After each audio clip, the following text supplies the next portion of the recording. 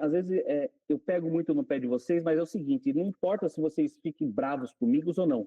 O que eu quero é o seguinte, peguem o conhecimento que eu tenho e apliquem. Não precisa gostar, não ir com a minha cara, falar, nossa, você é chato pra caramba, pô, você é arrogante, viu? Pode falar o que for, mas aplica o método que eu estou falando, porque vai fazer a diferença. E depois de você aplicar, se não der certo, pode ir lá, fazer um vídeo, pode descer o pau em mim na internet, que não tem problema. Eu não tenho problema com relação a isso. Então, o que eu peço para vocês é, ouçam, pensem e reflitam. Pode ir para o próximo. Mas antes, alguém aqui conhece Ibiúna? Já ouviram falar que é a cidade onde bem dizer, hoje eu só moro? Ibiúna fica a 60 quilômetros do estado de São Paulo. Eu estou aqui do ladinho de São Paulo. Bom, sem trânsito eu chego em 1 hora, com trânsito 4 horas e meia. Mais ou menos isso. Às vezes, quando eu vou pegar um voo para Brasília, às vezes é mais rápido eu ir para Campinas, que eu estou a 120 quilômetros, do que para São Paulo. É muito mais rápido. Mas por que eu trouxe aqui, né, a minha cidade? Eu falei assim, mas caramba, o que você está falando de habeas corpus? Você vem trazer da sua cidade e a Uni vai para a cadeia. O que isso tem relação com habeas corpus? Sabe aquela história quando a gente aprende a história do habeas corpus que tem nos livros? Então, Ibiúna faz parte da história viva do habeas corpus. Porque aqui em Ibiúna, 900 estudantes foram presos naquele congresso da Uni, lá em 1968. E Ibiúna foi a última resistência antes do famoso AI-5, que foi o primeiro golpe institucional no habeas corpus, em que foram suprimidos direitos políticos. Ou seja, 900 pessoas foram presas aqui na minha cidade, milhares de habeas corpus foram impetrados para essas pessoas. Coincidência ou não, justiça profética ou não, foi daqui que eu impetrei mais de 2.500 habeas corpus nos tribunais superiores, sem contar a condução de 5.000 processos. Olha que interessante, né? Chega a ser até poético, ou loucura, né? Pode passar. E aqui nessa cidade, da onde eu vim, da onde eu sou nascido, né, da onde eu nasci, eu venho de uma linhagem síria. E aqui está meu bisavô, onde tudo começou. Ele chegou aqui na cidade de Ibiúna, sem saber o português. Ele demorou 2 meses para aprender o português. E com o passar do tempo, ele se tornou rábula. Não advogado, mas aqui está a carteira da Ordem dos Advogados do Brasil, número 200. Pode dar uma olhadinha. Subseção de São Paulo. Só que ele não fez faculdade. Ele não tinha um diploma. E ele era o que nós chamamos de rábula. Então eu sou herdeiro do rábula. Só que às vezes você fala, caramba, nossa, você é herdeiro do rábula, que top. Top? Vocês sabiam que o rábula, ele era excluído institucionalmente? Nos corredores do fórum, ele era chamado de meia sola. Sabe igual o pedreiro quando fala que é meia colher? Então, o rábula era meia sola. Curioso. Quando ele ganhava casos, o juiz passou a mão. Quando ele perdia, tá vendo? Ó, ele não fez faculdade. E por que surgiu essa figura do rábula? Eu já vou explicar para vocês algumas coisas. E o que tem a ver com a nossa aula de habeas corpus, tá? Lá, acho que foi em 1888, teve aquela abolição da escravatura. E no Brasil tinha uma escassez de advogados. Não tinham advogados para defender essas pessoas. Aí pessoas que tinham uma prática de vida, né, tinham um conhecimento acima da média, o Estado autorizava essas pessoas a advogarem. Porque eles eram muito bons, eles tinham uma boa retórica, eles trabalhavam, né, muito essa questão de convencimento. Tanto é que por isso, a partir do rábula, que surgiu que o advogado é bom de lábia. Né? Tanto é que o verdadeiro advogado porta de cadeia tem origem no rábula. Vocês sabiam disso? Ele era chamado de advogado porta de cadeia. Percebem? E às vezes eu fico imaginando, será que o criminalista de hoje ele tem alguma coisa na história que é o rábula de ontem? Porque o que o rábula ele sofria na época, parece que o advogado criminalista também sofria. Né? Ele tinha que ficar calado. Com relação às prerrogativas lá dos rábulas, por exemplo, o cartorário, o que ele fazia? Ele deixava o processo para ele não ter acesso, ou seja, dificultava muito a vida do rábula. E como que eu sei disso? Como que eu sei que, por exemplo, meu bisavô sofreu essas retaliações? Olha, meu pai achou as defesas que meu bisavô fazia, e sabe o que meu pai achou? Um recorte de jornal de 1918, onde o meu bisavô, ele fazia uma nota pública se justificando por que lá do tal Benedito, ele teria cobrado honorários, segundo as pessoas, altos, ou seja, ele tinha que se defender publicamente de ter cobrado honorários altos. Ou seja, ele não se sentia valorizado, não se sentia merecedor. Ele tinha que estar provando a sua capacidade para advogar em dobro. Só que isso trouxe algumas habilidades dos rábulas daquela época. Eles estudavam muito e eles resolviam os problemas na prática. Por isso que eu falo que o rábula daquela época é o estrategista moderno. Eles foram os primeiros estrategistas. Eu vou explicar para vocês um pouco mais para frente e aonde que isso se encaixa aqui na nossa aula. Então, é dessa linhagem que eu venho, né? Tudo isso que eu... e tem um detalhe importante. Se vocês darem uma olhadinha aqui na carteira dele, tá aqui, ó. Válida para o exercício da advocacia em primeira instância neste estado. Ou seja, o rábula, ele só podia atuar até em primeiro grau. Ou seja, vamos traduzir para os tempos de hoje, ele não podia fazer uma apelação. Impetrar habeas corpus nos tribunais superiores, na época acho que nem tinha, ou seja, é impossível. Hoje, ele só podia atuar em primeira instância. Não podia ir lá no tribunal, fazer uma sustentação oral, falar, senhores desembargadores. Não. Eles eram a escória do judiciário. Ou seja, a elite acadêmica não reconheciam essas pessoas. Ou seja, esses rábulas. Para eles, eles eram, sabe aqueles leprosos? É mais ou menos isso. E meu bisavô, eu não sei, tem escritos dele, ele relatando a vida dele, que eu falei, caramba, isso daqui apareceu em 2023, só para vocês terem uma ideia. E aí você consegue entender, né, que ele foi muito oprimido. Então eu venho dessa linhagem de exclusão, de não ser valorizado. E isso, em muitos momentos da minha vida, isso se reverberou. Alguns padrões ancestrais apareceram na minha vida. Só que também me trouxeram algumas habilidades. Aí você pode passar, Tatiane. Aqui está virando já quase uma aula de história, né? E aqui daí eu tenho o meu bordão, que é coração de criminalista, sangue de rábula e alma de trincheira. Esse daí é meu pai. Meu pai é advogado. Meu pai é desde 1979. Meu pai chegou a advogar até na área criminal até 1995, depois que ele sofreu um assalto. Ele não quis mais advogar. Só que tem um detalhe.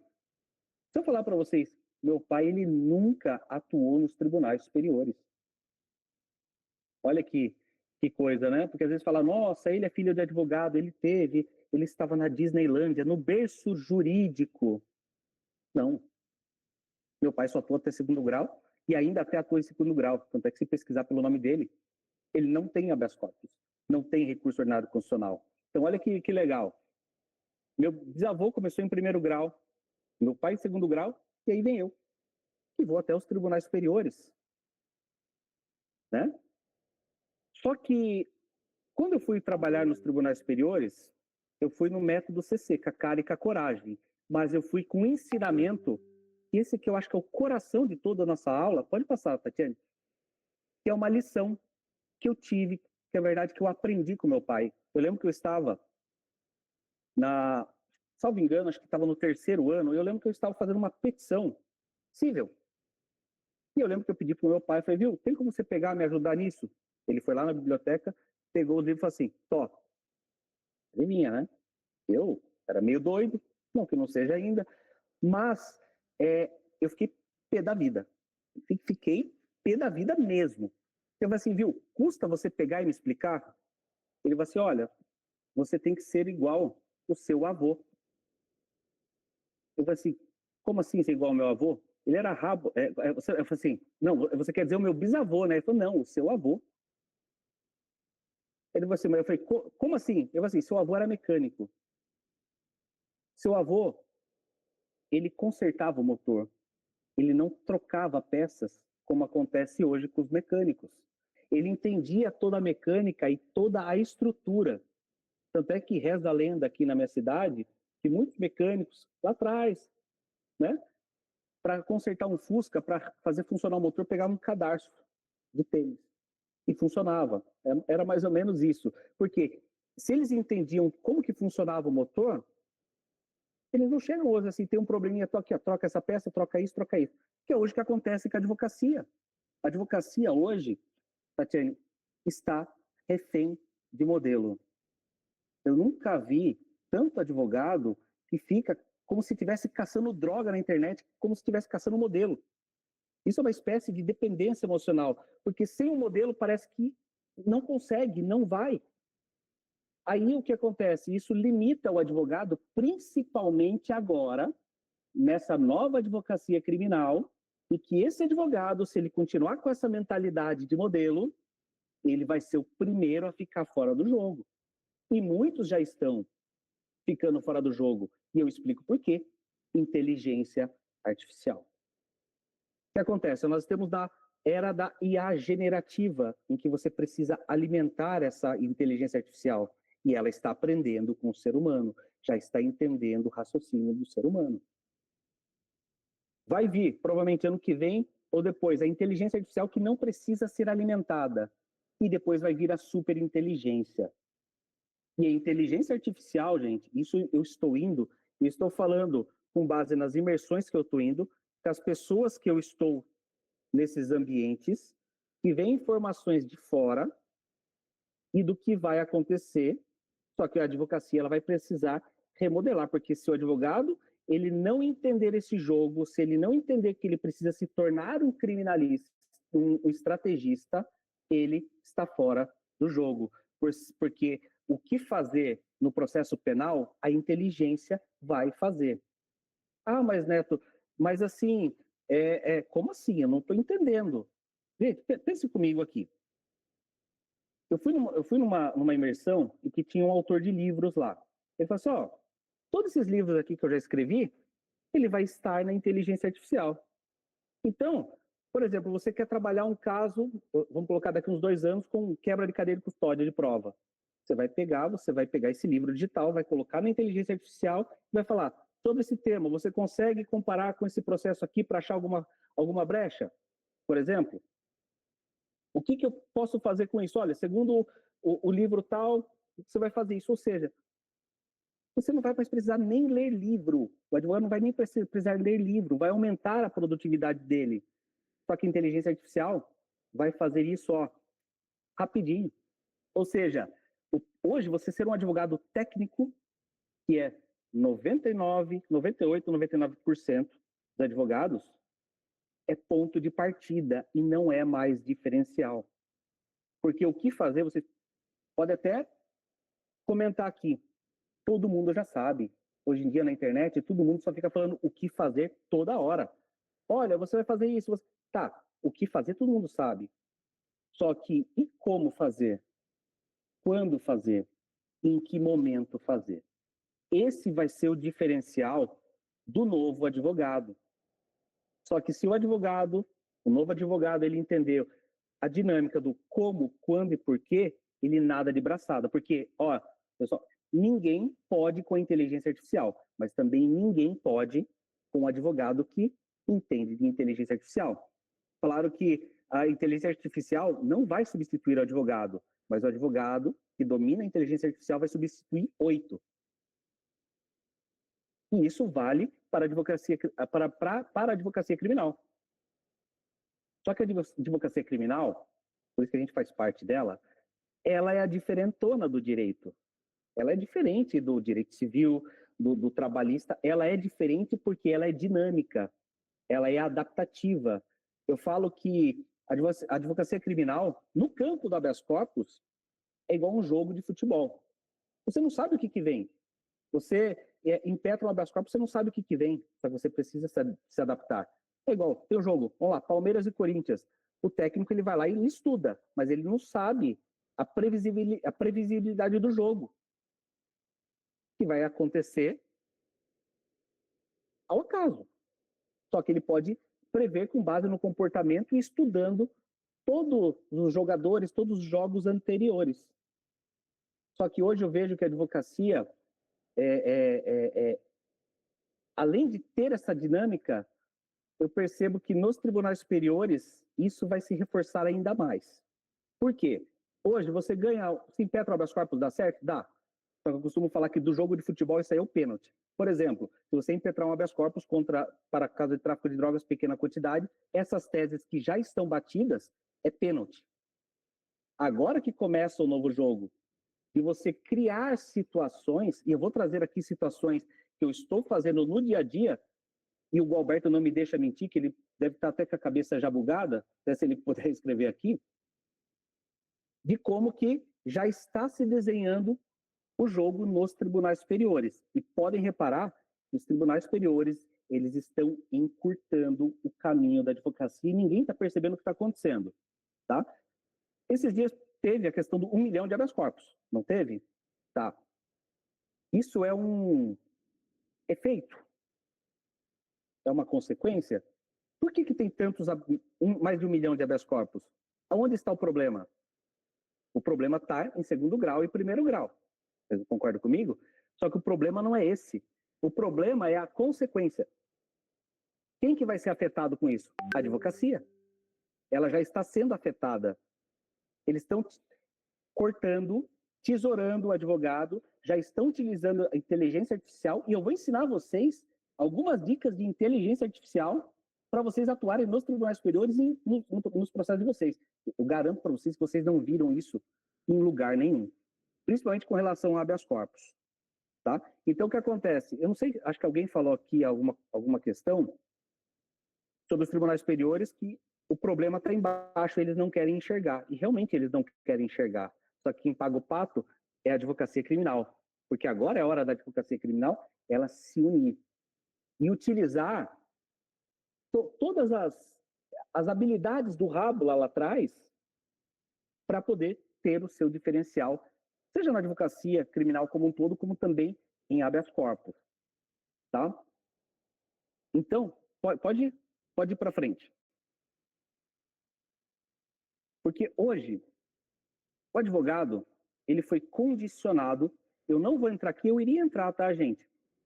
Numa questão que envolve muita questão de mentalidade. Hoje o advogado está travado por conta de crenças limitantes, com bloqueios mentais e emocionais. Só que tem um problema da advocacia criminal, que eles são muito céticos. E às vezes, quando o advogado ele começa a trabalhar essa questão de mentalidade, crenças limitantes, o que geralmente as pessoas falam? Lá vem o coach, papinho de coach. Só que o que acontece? Eu tenho ido em imersões. O primeiro ponto abordado é sobre mentalidade, tá?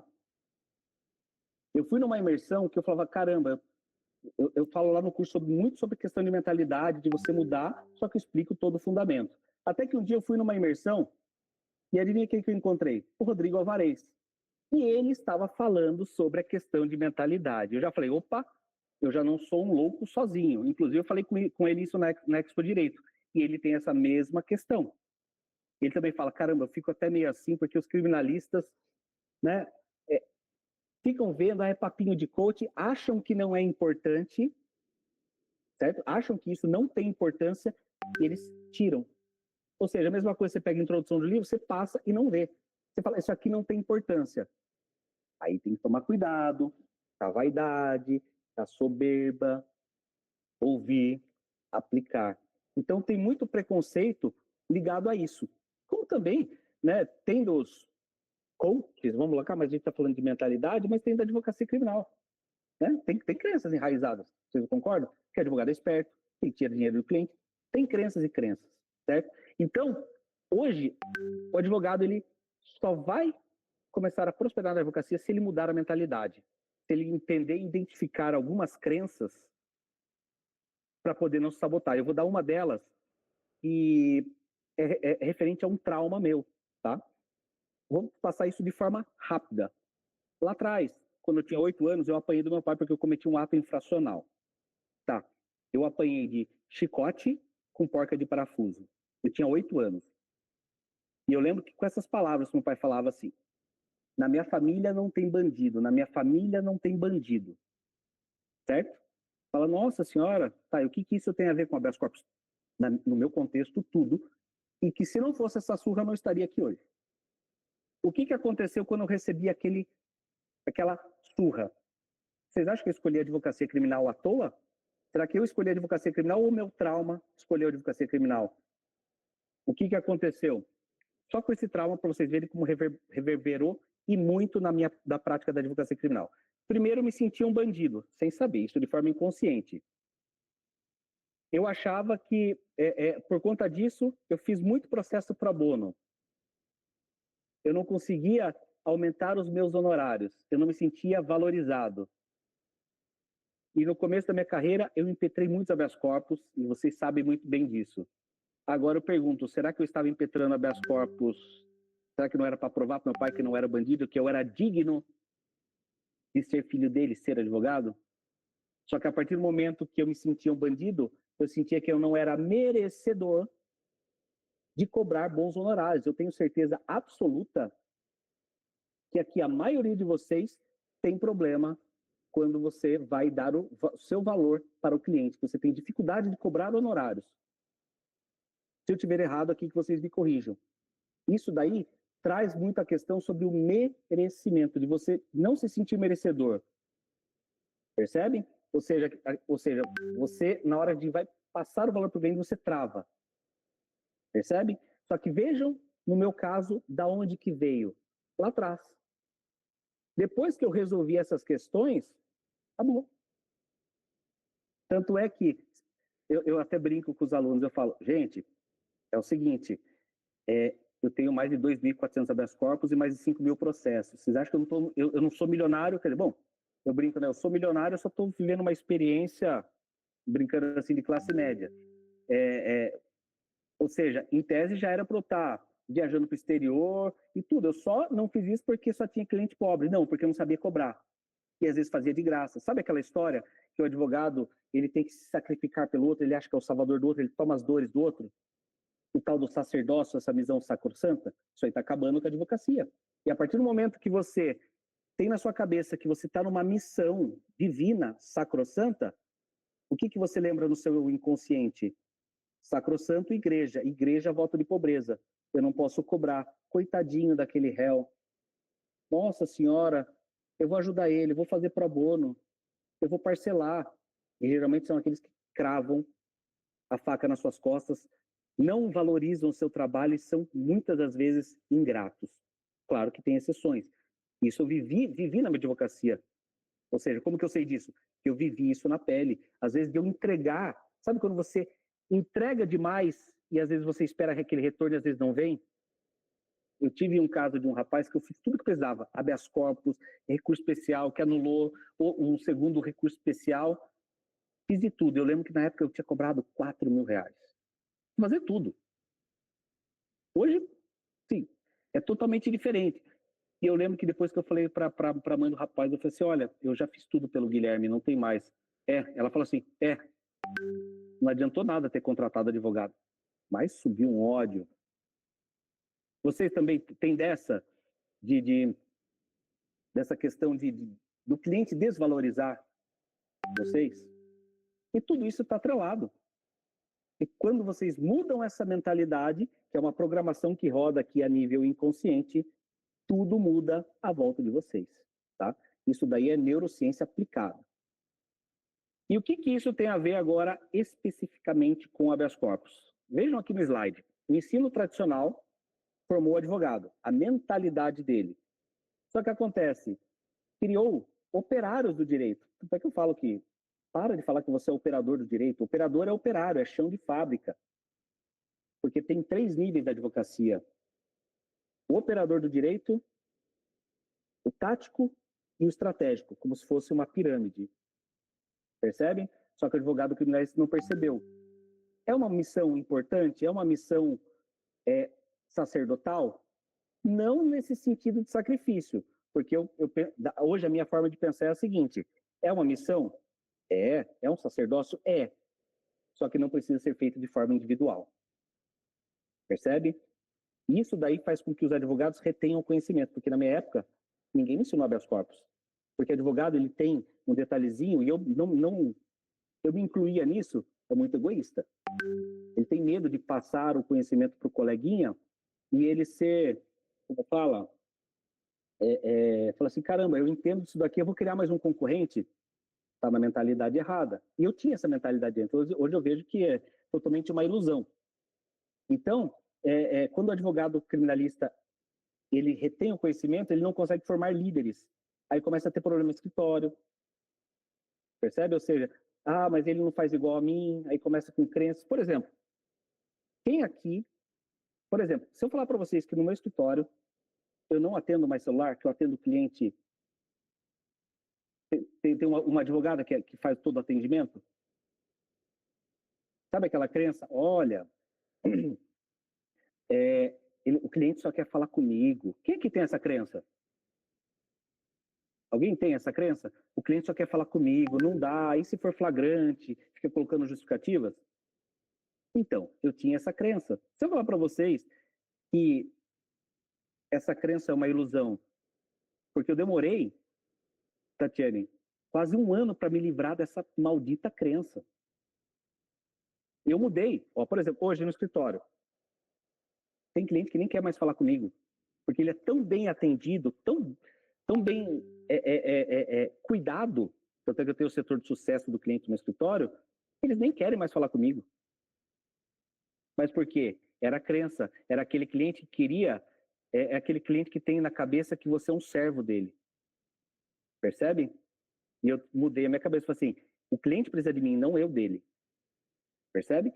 Então, eu mudei isso, deu pau no começo, um caos, virou. Saiu muito cliente do escritório? Saiu. Só que eu não aguentava mais. Eu estava naquele momento que eu não aguentava mais ver mensagem celular, eu tinha vontade de pegar o celular, jogar e tacar na parede. Por conta de uma crença. Tanto é que eu fui em várias imersões, e nessas várias imersões as pessoas falam, viu? Coloca, faz um... Hoje eu tenho um programa chamado Atende Direito.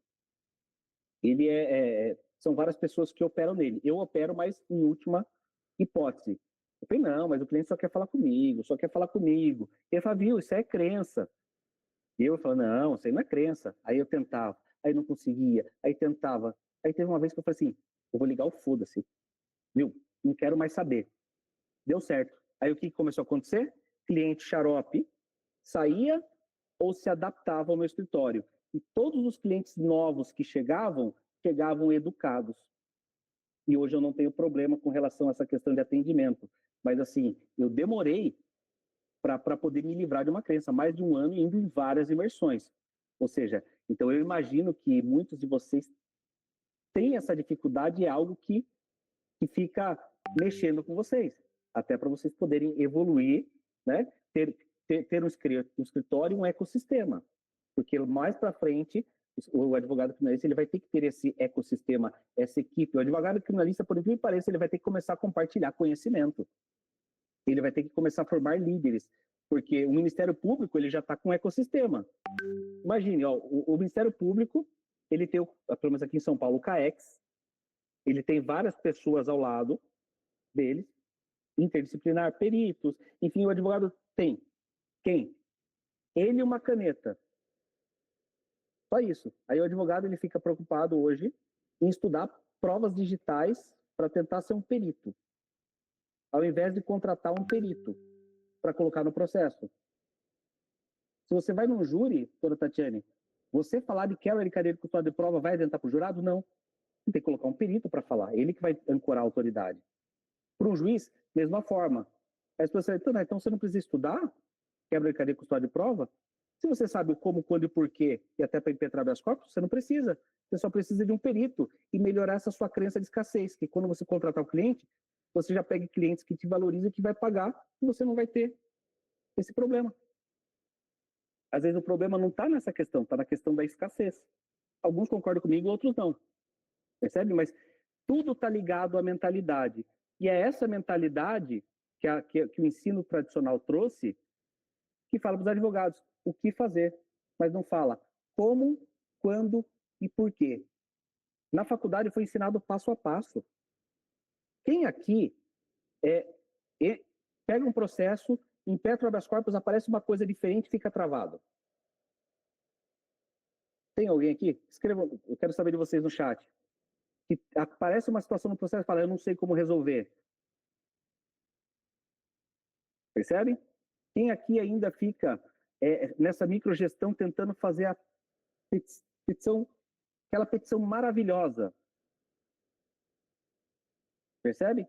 Se eu falar para vocês que a maioria dos advogados, eles vão para os tribunais para dizer, para provar que tem razão e às vezes esquece do cliente, às vezes ele vai lá com a tese só para provar que está certo e às vezes esquece do cliente. Eu vou dar um exemplo para vocês que aconteceu na mentoria. Eu falei, gente, é o seguinte, a minha forma de advogar é o seguinte, o habeas corpus serve para você resolver o problema. Às vezes você vai impetrar um habeas corpus como estratégia. Vou dar um exemplo. Teve um aluno, ele fez um pedido na execução criminal e a juíza estava demorando. Eu falei assim para ele, ó, faz o seguinte, impetra um habeas corpus, fundamenta ele, impetra para, na época, acho que era o TJ Mato Grosso do Sul, impetra. Eu falei assim, você não vai obter êxito no habeas corpus, mas esse habeas corpus vai forçar o juiz a decidir quando o juiz pedir informações. Eu assim, beleza, eu vou fazer. Ele fez, deu certo. Só que depois na aula eu falei assim, doutor, mas acabou não dando certo o habeas corpus. Eu falei, meu Deus do céu. Eu falei, ó, é o seguinte, você impetrou não era para ganhar, era só para você criar um efeito espelho.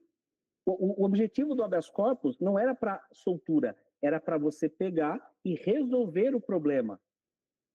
Então, às vezes, eu percebo muito que os advogados eles estão impetrando habeas corpus com teses que não vão vingar e fica insistindo nessas teses e depois ficam frustrados. Porque às vezes eles querem mostrar que tem razão. Tem muito essa questão de perfeccionismo, não sei se vocês têm, quando fala, mas o habeas corpus não foi conhecido. Tá, mas e a concessão de HC de ofício? Quem aqui se sente mal quando vai lá em impetra o habeas corpus e coloca assim, não conheço, mas concedo de ofício? Que parece ter a sensação, mas eu não ganhei. Eles deram de ofício. Para, vocês provocaram. Então tem muito advogado que trava e fica continuando fazendo RHC, por exemplo. Então, isso daí vem travando os advogados que estão nessa mentalidade, que foram treinados para, como se fosse uma submissão institucional, uma obediência que às vezes não pensa além do óbvio, além da mentalidade cartesiana. E a faculdade condicionou. E a faculdade condicionou o que fazer.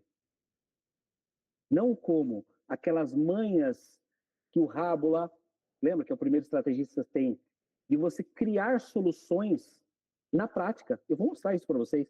Na prática, só com o que você tem. Porque hoje a teoria, doutora Tatiane, Marcos, Sami, tem um livro. Como que eu enxergo o livro hoje do direito? É uma reclamação. Só fico falando, por exemplo, aconteceu isso, nossa senhora, que tragédia, está acontecendo isso. Tá, mas alguém trouxe uma solução prática de como resolver isso na prática? Só que às vezes tem livros que têm soluções, tem. É bem-vinda a teoria? Sim, tem a solução. E às vezes é uma solução abstrata, que não resolve. Percebe? Ou seja, tem uma solução acadêmica que não é funcional, que na prática não vai resolver. Vou dar um exemplo aqui para vocês. O que é uma solução técnica e uma solução prática de um estrategista?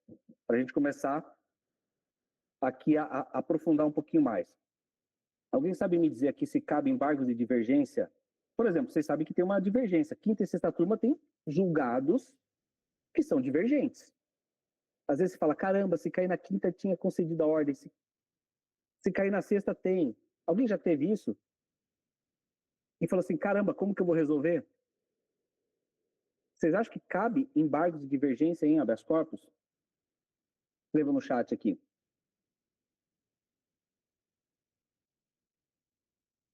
Gente, o STJ ele tem o seguinte entendimento: não cabe embargo de divergência em habeas corpus. O embargo de divergência é só do RESP. Teve uma discussão recente em que acho que se eu não me engano, o Sebastião falou assim, não, dá para conceder embargo de divergência. Tá. E na prática, alguém já achou alguma solução? Alguém tentou criar algo?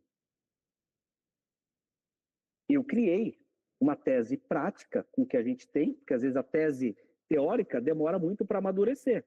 Quantas teses que foram feitas lá atrás, que às vezes só estão vingando agora? Então, a gente não tem como esperar para poder resolver, a gente tem que fazer do limão uma limonada. Tecnicamente, não cabe embargos de divergência, mas na prática dá para você transformar um habeas corpus em embargos de divergência. Como fazer isso? Seguinte, quando vocês forem impetrar um habeas corpus, por exemplo, lá para, vamos lá, para estar na quinta turma, você vai impetrar o habeas corpus e você vai pedir para que seja feito o distinguishing. Principalmente se a quinta turma não concede e só a sexta concede. Você vai impetrar o habeas corpus, vai pedir para que seja realizado o distinguishing.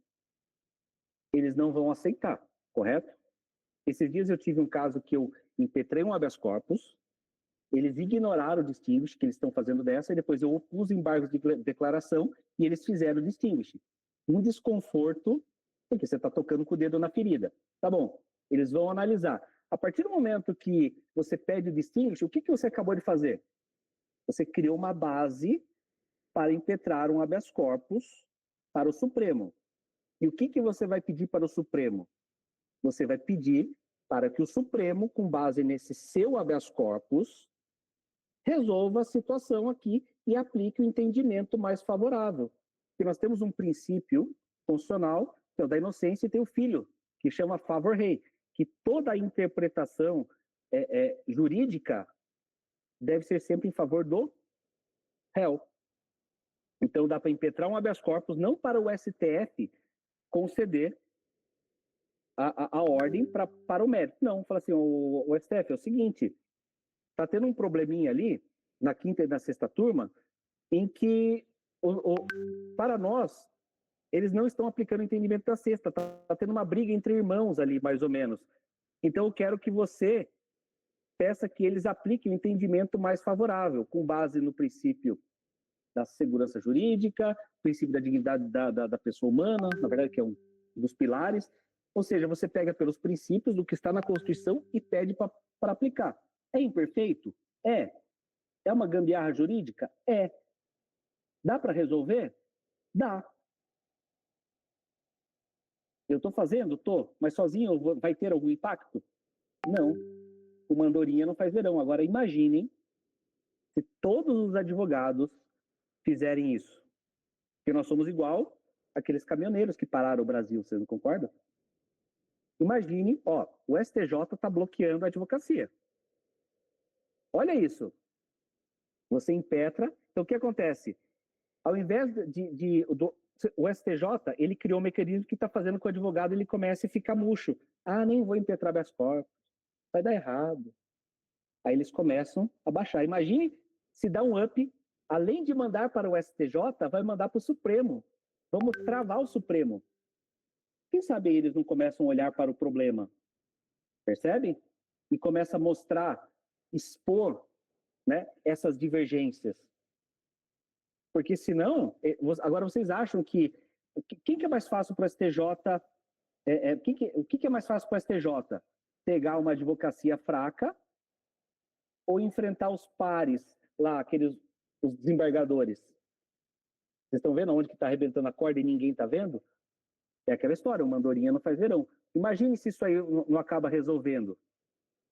Porque nós estamos levando uma questão processual. Ele fala, caramba, a gente tentou cortar e o negócio veio como uma avalanche, piorou a situação. Aí, quem sabe, eles não veem o problema. É mais ou menos isso, porque é uma solução na prática. Tatiane, pode mandar para o próximo slide. Então, quando eu falo em estrategista, ele tem que ter um raciocínio multidimensional, que é multifocal, ele trabalhar o processo com um propósito. Qual que é o propósito daquele habeas corpus? Qual que é o propósito da 691? Qual que é o propósito da liminar? Qual que é o propósito da reconsideração? Cada parte do habeas corpus e do processo tem um propósito. E às vezes os advogados não percebem isso. Por exemplo, qual que é o propósito da liminar? Urgência. Está demonstrada a urgência? Ou seja, você escreveu como advogado e pensou como desembargador, pensou como ministro? Porque é uma questão de linguagem, gente. Às vezes a gente chega no escritório, eu falo sempre isso, tem uma decisão aqui. Nossa senhora, essa decisão aqui é um absurdo. Onde já se viu uma decisão... É um absurdo. Tá, é um absurdo para o advogado. Agora, e para o desembargador e para o ministro é um absurdo? Indignação pessoal não gera concessão de HC. Você tem que trabalhar com as regras do jogo. Você trabalhar o efeito sombra, o gambito processual. Você pegar a lógica do desembargador, a lógica do ministro e colocar ele contra a parede. Mostrar e revelar a contradição deles. E hoje em dia está muito fácil, só que agora eu vou dar um exemplo prático para vocês. Tá? Só para vocês verem isso e o que é uma visão de estrategista. Vamos lá. Por exemplo, sabe aquela tese em que da incompatibilidade da prisão preventiva com o semiaberto? O STJ não concede, vocês não concordam comigo? Às vezes, vira e mexe, uma outra acaba indo. Mas podem ver que o STJ ele não concede. Aí você impetra no Supremo e eles concedem. Tempos atrás, eu tive um caso com o ministro Rogério Schetti, em que ele falou assim, olha, é sólida a jurisprudência desse STJ com relação à compatibilidade da prisão preventiva com o regime inicial semiaberto. Ele grifou sólida. Tá. Eu pergunto para vocês, se eu fizer um agravo regimental falando, ô ministro, é o seguinte, cara, o STF, ele concede isso, vocês estão errados. O que vocês acham que vai... Vocês acham que ele vai conceder isso? Porque vocês estão aí entrando numa briga de argumentos. E quem pode mais? Eles. Ele que tem a caneta? Ele que tem a caneta. Agora, na mesma decisão, qual é a argumentação numa linha de efeito sombra desse gambito que você coloca o ministro contra a parede usando a própria palavra dele contra ele mesmo? Por exemplo, tem aqui, ele fala que é sólida a jurisprudência. O que eu fiz nesse caso? Eu peguei um outro habeas corpus em que ele tinha concedido, que era uma outra tese, e ele falava o seguinte, olha, neste caso, esse STJ tem essa seguinte linha, só que a gente tem que uniformizar a jurisprudência. E neste caso aqui, até por respeito à hierarquia, o STF tem dado solução diferente. O que eu fiz? Eu não fui lá e falei, ministro, você está errado. Eu falei, ministro, é o seguinte, no julgado tal, você relatou que prezava por essa segurança jurídica da jurisprudência, disso, e nesse caso você disse que tem que seguir, até por conta que é uniforme. Eu coloquei isso, coloquei a lógica dele, usando a própria lógica dele, para depois falar. E o STF, neste caso aqui agora, ele tem dado solução diferente, igual aconteceu no outro caso. E neste caso está prevendo o ministro XYZ. Tem julgado dos ministros tais. Vocês não concordam que a chance de ele conceder é muito maior porque você colocou ele contra a lógica dele? E está tendo que usar muito isso hoje. Você ter essa habilidade de você fazer essa visão de tabuleiro e você entender em qual campo você está jogando. Porque nós temos 4 campos para jogar em habeas corpus e cada um é de um jeito diferente. Só que todo mundo vai lá e acha que todos são iguais. Em primeiro grau, é um jeito, é muito mais emocional. Em segundo, um pouco emocional e tem uma questão de você não enfrentar, não confrontar o desembargador. Se você confrontar o desembargador e ele vê que você está confrontando a autoridade dele, você perdeu. Ali você tem que dar aquele somebody love, sabe aqueles senhores lá de trás, eu falo isso igual do meu pai, sabe? Tem que ter aquele jogo de cintura, que você vai, você conversa, você elogia. Às vezes, quando você vai fazer uma sustentação oral no tribunal, você começa elogiando. Eles gostam disso, e ali cria o rapport. Vocês irem no tribunal, qual gravata ele gosta? Você já viu algo que ele escreveu, que ele cita, para ter essa conexão, para ele ir com a sua cara? Qual que é o jeito, como que ele decide? Como ele tem decidido esses casos? E você pegar e trabalhando isso. Nos tribunais superiores, tá? Qual que é a visão do ministro, da turma? Hoje, todos os meus habeas corpus, eles estão alinhados, eu não coloco jurisprudência aleatória. Ela é medida. Dá trabalho? Dá. Mas alta performance é isso. Por exemplo, no STF, vocês têm o costume de redigir o habeas corpus com a letra deles? Porque não é sobre a gente, é sobre a percepção que está do outro lado. Alguém aqui faz habeas corpus com a letra Palatino Linotype número 13, que é a letra do STF? Pensem comigo, vocês têm o escritório de vocês, não tem? Quando chega, às vezes vocês vão dar uma olhada numa peça do coleguinha e vê aquele logo grande, sabe? Você fala, caramba, você não consegue ver direito, você nem lê direito, porque a petição, sabe, você não se identifica com ela. Então, lá acontece a mesma coisa. Eles estão acostumados com aquele tipo de letra, com aquele tipo de escrita, e para eles é confortável. Por exemplo, se vocês pegarem uma petição, um estilo de letra que é igual a de vocês, vocês vão ler de forma confortável. Agora, se vier algo diferente, você já fica meio... Pode reparar, a gente faz isso no escritório. Você faz uma petição limpa. Por exemplo, você sabe o que eu faço? Vocês verem o grau de detalhes que eu verifico. Vocês já repararam que no STF, alguns ministros grifam as palavras? Só que eles não fazem aquele grifo contínuo. Eles grifam, por exemplo, direito penal. Eles grifam direito e depois penal. Alguém já parou para pensar? Alguém já parou para analisar quais as palavras que o Rogério Schetti Cruz mais cita em suas decisões? O que ele tem dentro da percepção dele que ele vê como prioridade, que é a proteção das garantias fundamentais?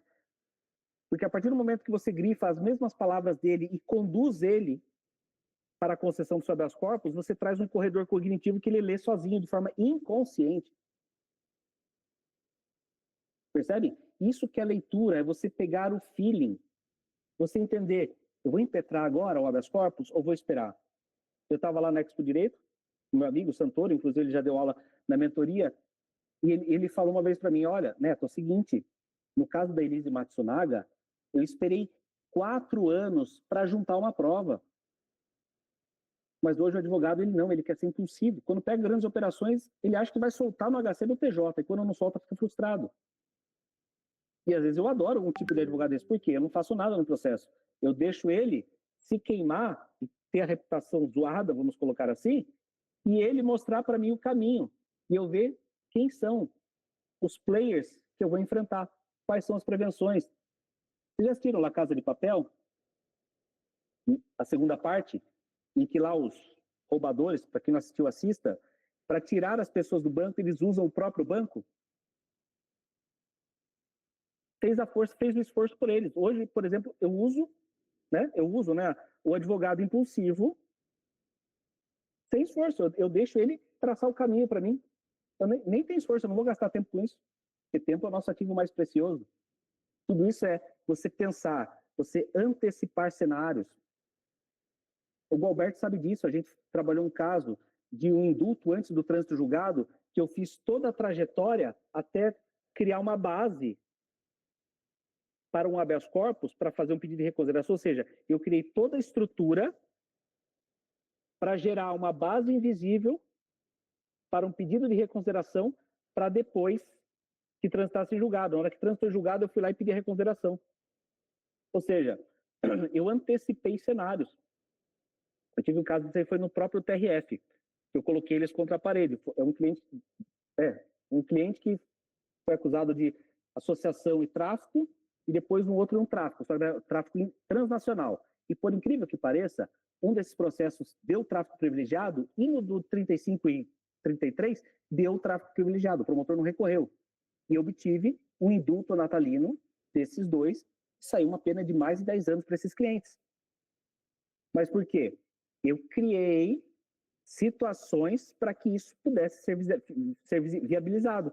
Por exemplo, o processo estava no STF. Eu tentei peticionar embaixo. Eles deixaram peticionar? Não. O que eu fiz? criei um filho do processo. Eu criei uma petição incidental e fui trabalhando nela, com negativa do TRF, que não queria analisar, porque falou que não era competente, que era isso, até chegar na parte que eu queria, para depois ir lá e só dar o checkmate. Ou seja, o advogado ele tem que começar a criar situações. Eu falo que é a cavadinha. Às vezes, no processo, quantas e quantas ilegalidades existem que vocês poderiam usar para tirar o cliente de vocês, mas às vezes pela falta de percepção, vocês não enxergam essas oportunidades. Estão vendo? Quantas ilegalidades estão ali só para serem reveladas, para vocês criarem a base do habeas corpus e depois impetrar? Mas às vezes a gente fica esperando a ilegalidade aparecer. Não é? Às vezes a gente espera a ilegalidade aparecer achando que é um pênalti para chutar. É exatamente isso. Então, tem que criar soluções. Eu vou trazer uma outra que foi desses dias. E você fala, mas não acredito numa coisa dessa. Depois eu passo até o número do habeas corpus. O que aconteceu? Eu estou num caso, é um processo gigantesco, e esse processo ele estava no... Não, na verdade, estava no STJ, só que nesse caso, o recurso especial que estava no STJ era o dos corréus. O meu cliente, ele não tinha recorrido, eu não estava no processo na época. Só que o que aconteceu nesse recurso especial? Num evento, vou colocar o número 3, as duas pessoas foram absolvidas e meu cliente não. E agora? O que eu fiz? Depois que fui contratado, eu fiz um pedido de extensão. Adivinha o que o ministro Ribeiro Dantas fez? Não vou dar extensão para você. Tá bom. Ele não deu. O que eu fiz? Eu agravei. Foi para a turma, eles não deram. Eles confundiram com outro processo. Eu não tinha mais o que fazer. Eu falei, agora, como que eu vou conseguir uma extensão? Tá bom. O processo subiu para o Supremo. Tá. Aí eu fiquei pensando aqui, e agora? Como que eu vou resolver isso? Mas de forma prática e simples, porque não tem sentido eu interpor uma revisão criminal para debater provas, porque a decisão já está feita. Só que o STF, o STJ, eles viajaram na maionese. E eu não tenho como mais pedir lá. Sabe o que eu fiz, gente? Fiz o seguinte. Eu impetrei um habeas corpus no STJ, criei um filho bastardo, para depois ser reconhecido. Eu criei um habeas corpus, que na essência dele era um pedido de extensão, ou seja, eu criei um habeas corpus que era para absorver aquele efeito dentro do próprio STJ. Eu impetrei um habeas corpus que não tinha, se for tecnicamente falando, estava errado. Tecnicamente, não tinha autoridade coatora. Que a autoridade coatora era o próprio STJ. Vocês acreditam nisso? Porque na minha cabeça eu não estou pensando se eles vão conhecer do habeas corpus ou não. O que eu quero é o seguinte, eu vou impetrar um habeas corpus, só que eles vão conceder de ofício. Eles vão ver que existe uma ilegalidade e eles vão conceder o habeas corpus. Eles podem falar, o advogado, você é burro. Só que tem o HC de ofício, porque o HC de ofício é uma prerrogativa institucional. Eles são obrigados a conceder. Porque ali, eu não estou debatendo provas, eu só estou falando assim, olha, meu cliente está sendo prejudicado, só porque ele não fez um recurso especial, e vocês concederam para o outro réu, e o processo está lá no Supremo agora. Eu quero que vocês concedam esses efeitos que vocês deram para ele, para esse meu cliente. Adivinha o que aconteceu? Eles concederam o HC. Tecnicamente, estava correto? Não. Eu sabia? Sabia. Mas o meu objetivo nunca foi impetrar um habeas corpus porque ele cabia dentro da lei. Percebe? Eu queria só fazer uma provocação para ter o HC de ofício, porque estava tão nítida a ilegalidade que era algo tão simples que a senhora assim, realmente, concedo aqui. Foi direto, concedeu, o Ribeiro Dantas concedeu direto. Percebem? É isso que eu digo que é o advogado estrategista. Ele cria cenários, ou seja, é como se ele lesse, né, nessa questão do invisível. Ele usa o sistema a favor dele. Ele não luta contra a maré. Como que o advogado ele adquire essa habilidade? Na prática. Percebe? Eu pergunto para vocês, quanto tempo eu demorei para adquirir essas habilidades? Só que eu não tinha nenhuma direção. Por isso que hoje, os cursos, as mentorias que tem, vão encurtar o caminho do advogado. O que eu demoraria 10 anos, hoje é em 1 ano. Só que o advogado ele tem que aplicar, ele vai ter que passar pelo desconforto. E tem muita gente que não quer passar pelo desconforto. Não aguenta. Tem gente aqui que já, às vezes não está nem aguentando mais eu falar e vai embora. E está tudo certo. É oportunidade. Quem está pronto para ouvir, vai ouvir. Quem não está, não está. Eu tinha também essa mania de querer agradar todo mundo. Hoje eu falo, nem Jesus agradou todo mundo. Quem sou eu? Ah, eu vou agradar só alecrim dourado. Não. Percebe? Só que é uma oportunidade que está aí. Só que lá na frente vai falar, caramba, devia ter ouvido aquele advogado lá que eu achava que estava falando umas groselhas. E não estava. Percebe? Então, isso daí gera um desconforto. Quem é que, por exemplo, está desconfortável? Fala, caramba, quem é que se sente desconfortável ou está com a cabeça bugada? Fala, caramba, o que será que vai acontecer com a advocacia?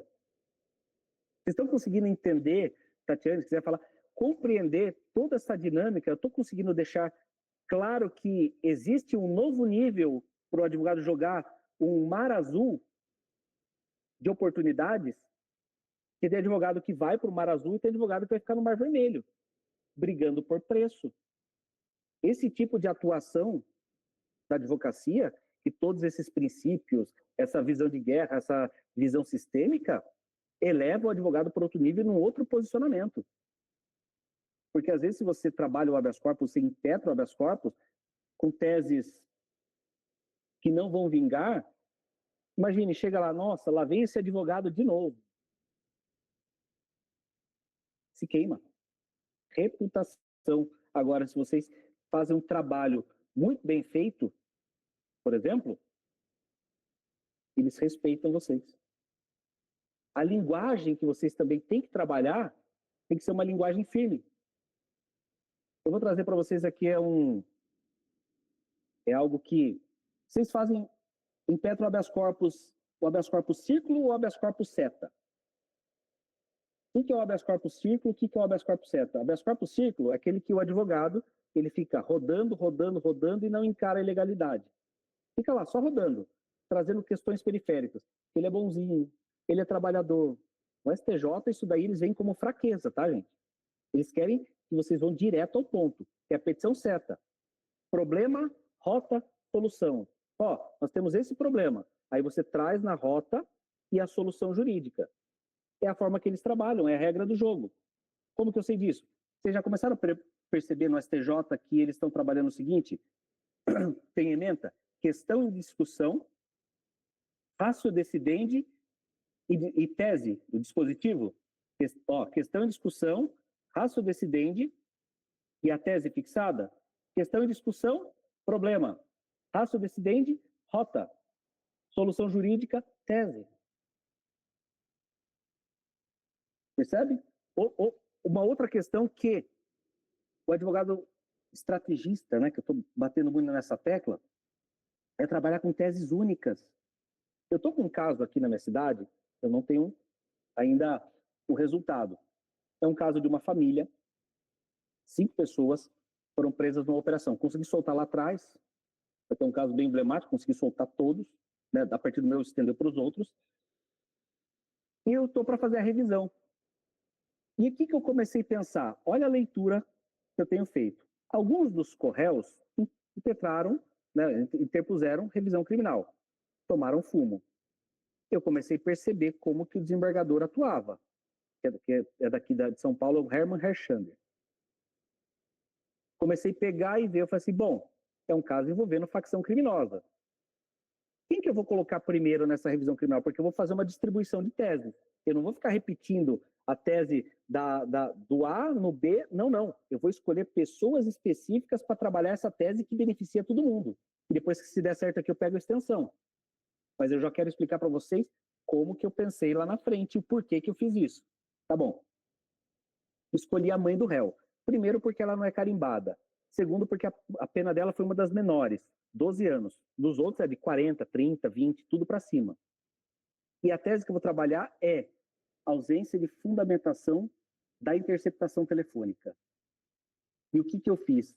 Eu fiz a revisão criminal com uma única tese. E eu fiz lá questão em discussão, ratio decidendi e solução jurídica. Eu não dei outra opção para o desembargador, porque o que acontece muito, eu garanto que já aconteceu com vocês. Vocês pedem 3 teses, e às vezes o desembargador ou o ministro acaba dando uma ou outra, para dizer, nossa senhora, putz, esse cara aqui, nossa, ele pode até conseguir, mas deixa eu dar uma redução de pena se ele fica feliz. Ele desvia o foco. Ou quando você traz várias teses, ele desvia o foco. Você começa a falar de X, ele desvia. Percebem? Tatiane, deixa eu perguntar para você. Você estava no jantar lá da Expo Direito? Sim. Você viu quando o Cacá ele foi questionado pelo Valdetário? Não, doutor, não vi. O que aconteceu? Fizeram uma pergunta para o Cacai. Olha, o que você acha da questão da inteligência artificial? Ele pegou, fez uma ancoragem e mudou, desviou do assunto, virou falar do ministro Alexandre de Moraes. Ele não encarou a pergunta. E isso acontece nos tribunais. Não sei se já aconteceu contigo, e você pediu uma coisa, mas não era isso, ele desviou do assunto. Ele ampliou e tirou o foco da onde que ele tinha que resolver. E o que o advogado tem que fazer? Tem que mostrar a ferida. Fala, viu, é aqui, meu amigo, aqui que você tem que olhar. Então, quando você traz, logo no começo do seu HC, o tema da impetração, né? Questão em discussão, ratio decidendi e solução, você coloca, faz ele olhar para o problema. Só que eu estou tentando colocar isso em uma tese. Certo? Então, isso foi feito de forma pensada. E acontece muito. Por exemplo, qual que é um dos maiores erros do advogado? Né? Ficar tentando colocar, sabe aquela questão, tem que ficar, a peça tem que ficar perfeita. Você tem uma decisão, você não quer deixar passar nenhuma brecha. Você sabe que você tem que fazer isso, só que a pergunta não é o que fazer, é o que não fazer. O que sustenta a decisão? Ah, são 2 fundamentos? Você só vai atacar esses 2. Porque quanto mais o advogado amplia, mais diminui mais as chances. Ou seja, quanto mais completo é o habeas corpus na visão do advogado, mais fraco ele fica. Ele tem que ser direto ao ponto. Sabe, na raiz do problema. Onde não tem, ó, a raiz do problema, aqui, ó. Você derrubou a raiz, a árvore cai. Só que o que o advogado faz? Eu brinco que começa a esticar o chiclete. Aqui na região fala. Começa a colocar coisas que ele está dando munição para os desembargadores, principalmente, para desviar o foco. Ou seja, você tem que colocar, tem que falar, não, é aqui, ó. Você conduzir ele e falar, eu quero que você decida isso. Qual que é a dificuldade do advogado? É achar aonde está o X da questão. Por exemplo, se eu falar para vocês de súmula 7, eu consigo explicar para vocês ela em 2 minutos, qual que é o principal erro da advocacia, vocês acreditam? Ó, isso aqui vale ouro, tem muita gente que eu já vi que saiu. Vai perder isso daqui. Seguinte, súmula 7, todo mundo cria uma complexidade em cima, uma complexidade que não existe. Porque antes da gente falar de súmula 7, só basta o advogado entender o seguinte, e acabar com essa confusão. O que é fundamento jurídico, o que é conclusão jurídica. Isso é simples de explicar, vou explicar aqui com 2 canetas. Tá? Fundamento jurídico é isso aqui, é o que sustenta a decisão. Certo? Vamos dar um exemplo mais claro. Quantidade de drogas. Vamos supor que isso aqui é uma quantidade de drogas. O fundamento que foi utilizado para negar o redutor é a quantidade de drogas. O que geralmente o Tribunal de Justiça faz quando você pede? Olha, pela quantidade de drogas, é possível concluir juridicamente que o réu se dedicava a atividade criminosa, porque não é possível uma pessoa com uma quantidade dessa, ele estar transportando droga e não estar envolvido no crime. Vocês não concordam que eles sempre fazem isso? E eles chegam a dar a conclusão jurídica deles? A conclusão jurídica é o que eles acham, o que eles interpretam a partir desse fundamento. Qual que é a função do advogado?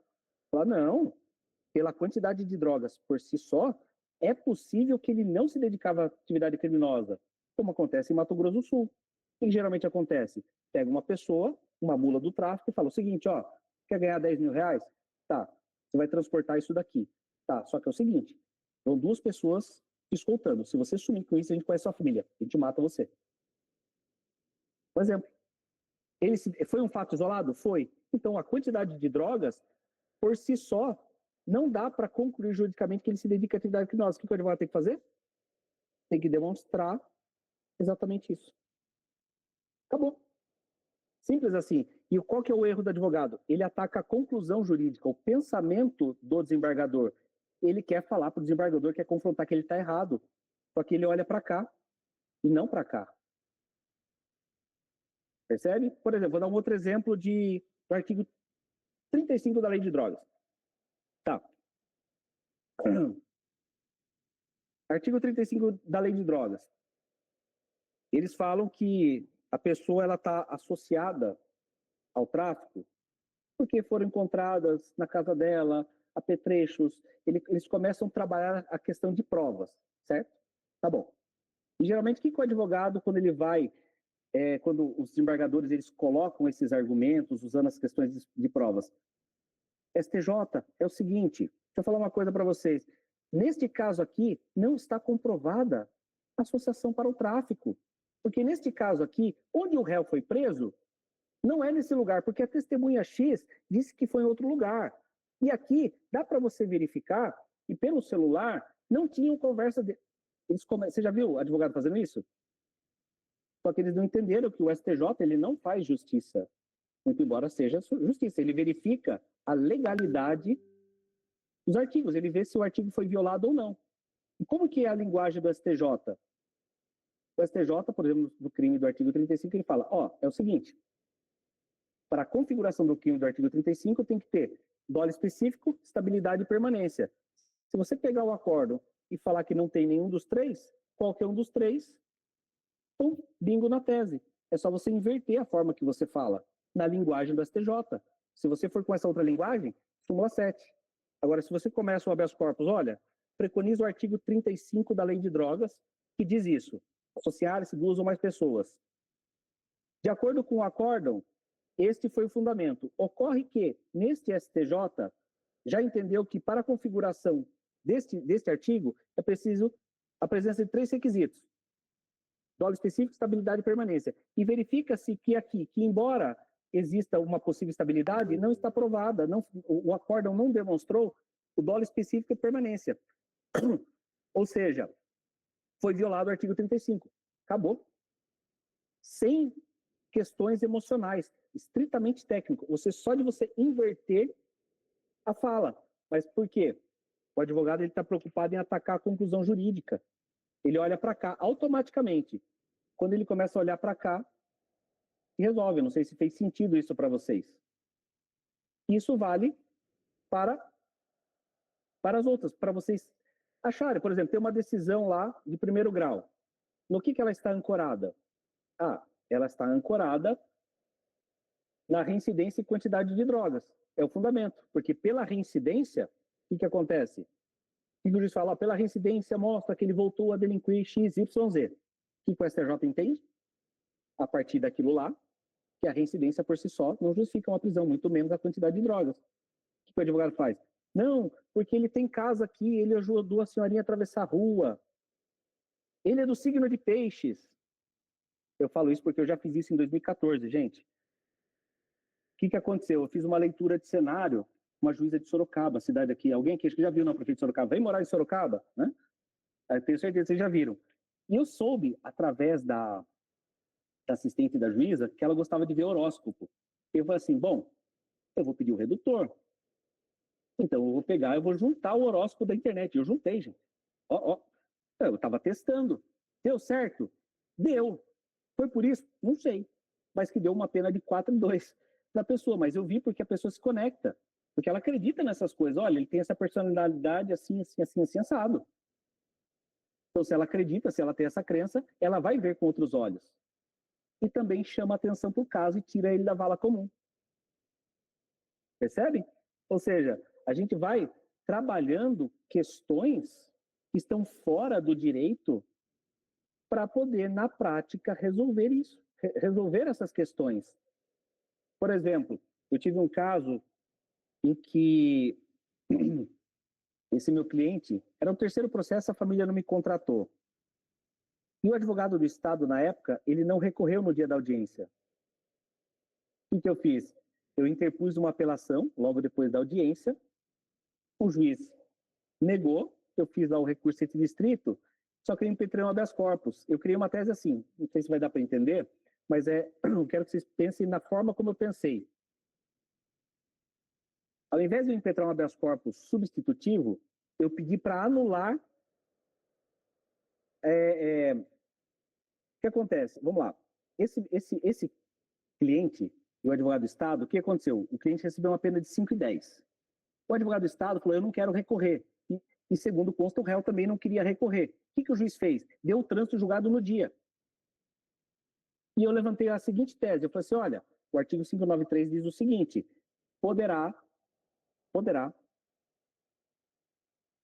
caberá apelação no prazo de 5 dias. Eu pensei, será que não cabe retratação? O que eu fiz? Impetrei um habeas corpus falando sobre isso, e que era advogado do Estado, e que o réu queria recorrer e assinou a procuração para mim. O que o tribunal entendeu? Pode, voltou a correr a apelação. Por quê? Eu dei uma outra solução fora do óbvio, mas que resolveria. Tanto é que depois a apelação foi julgada e desclassificou o crime. Percebe? Até se você quiser tirar, apesar que apesar que pode deixar. Então, são esses detalhes, toda a dinâmica do processo. Não pode passar para frente. Toda essa dinâmica, os advogados não veem. Eu sempre falo que isso aqui é o triângulo invertido, gente. O habeas corpus é só a materialização daquilo que está na sua mente. O estratégico, o tático. O que é estratégico? É você ver o tabuleiro de longe. Aonde você vai colocar as peças? Qual que é o tático? Os momentos que você vai colocar no processo. O habeas corpus é só a cereja do bolo. O habeas corpus não é botão de pânico. Quantas pessoas não vêm me contratar só para habeas corpus? Eu falei, não dá. Eu preciso, por exemplo, criar uma situação no processo para impetrar um habeas corpus. Por exemplo, quem aqui trabalha com medidas cautelares diversas da prisão? O que geralmente o advogado faz? O técnico, ele reage. Tem a decisão lá, o que ele impetra no TJ? Olha, senhores desembargadores, aqui a decisão que decretou a prisão preventiva não fundamentou o porquê das medidas cautelares. Vai adiantar? Não. O que ele tem que fazer? Ele tem que trabalhar a base. As medidas cautelares diversas da prisão. Tá, o juiz não deu. Com base naquele contexto, dá para criar ou sugerir medidas cautelares diversas da prisão? Dá. Se vocês pegarem lá o contexto e entenderem o que o juiz quis proteger, você consegue criar e sugerir medidas cautelares da prisão para dar uma base para o seu habeas corpus para você conseguir lá em cima. Porque qual que é o detalhe? Não é você falar que não tem fundamentação, é você indicar quais medidas cautelares se amoldam ao caso que vai proteger o processo ou a vítima, para depois você subir. Então você tem que antecipar o cenário, você tem que reagir e dar o próximo passo, ser proativo. Neto, mas eu não consigo, por exemplo, mas o que eu vou, quais medidas eu coloco? Às vezes eu não sei. O que você vai fazer? Você vai pegar o contexto do processo e vai pedir para a IA sugerir. Usar a IA ao nosso favor. E dá para usar. Vocês usam, por exemplo, a IA para audiência de instrução e julgamento? Para júri? Dá para usar? Dá. Por exemplo, quem aqui já teve uma pergunta indeferida pelo juiz? Não é um problema? Tem que falar, excelência, eu quero que conste em ata. Tá. Vai dar um problemão? Vai. Como que a gente consegue resolver isso daí para resolver o problema? Inteligência artificial. Você traça o perfil do juiz e, ao invés de fazer uma pergunta, você deixa 3. Só que você pede para a IA fazer. De um jeito que você faça a mesma pergunta para ter a mesma resposta e que o juiz que passe pelo juiz, o juiz não perceba que é a mesma pergunta. Você evita o estresse. Por exemplo, vamos lá, você pega um caso, chega no seu escritório. Tá. Você vai fazer as perguntas. Maravilha. Depois que fez as perguntas, você escreve elas e você pede para o chat. Se você quer perguntas fechadas, se você quer perguntas abertas, você começa a criar uma série de perguntas que ele vai reformular tudo isso daí. A IA, gente, é uma arma. Se vocês souberem usar o chat GPT, só que se vocês não têm a mentalidade certa, você não sabe fazer a pergunta certa. Porque todo o trabalho está no invisível. Aqui, ó. Só que ninguém dá valor para o invisível. Eu vou dar, ó, por que o cliente não dá valor para o invisível e muito menos o advogado? Vou dar um exemplo, mas aí não me lembre de eu falar da IA aqui, que eu vou falar no próximo passo, mas tem a ver com isso daqui. Eu estou com um cliente que ele me contratou para acompanhar um inquérito policial. Tá. Ele resolveu rescindir o contrato comigo e queria a devolução do trabalho. Eu falei, não, eu fiz todo o trabalho. Eu estudei para o caso, eu tive essa hora XYZ, eu demorei isso daqui, eu não vou devolver. E se eu devolver, o que eu estou fazendo? Eu estou me desrespeitando e me desvalorizando. Só que eu tenho que mostrar para ele. Só que os clientes não veem quanto vale o nosso tempo de estudo. O que eu fiz no relatório? Eu coloquei lá, hora intelectual de acordo com a tabela da OAB. E depois eu peguei, fiz uma peça para demonstrar o valor. A tal da olhadinha, pense comigo aqui, ó, está no 80%, só que os advogados vão lá, às vezes por crença de escassez, eu sei porque eu já passei isso lá atrás, a gente às vezes, na época eu ficava com medo de perder cliente, de não ter como pagar as contas, de ter boleto atrasado.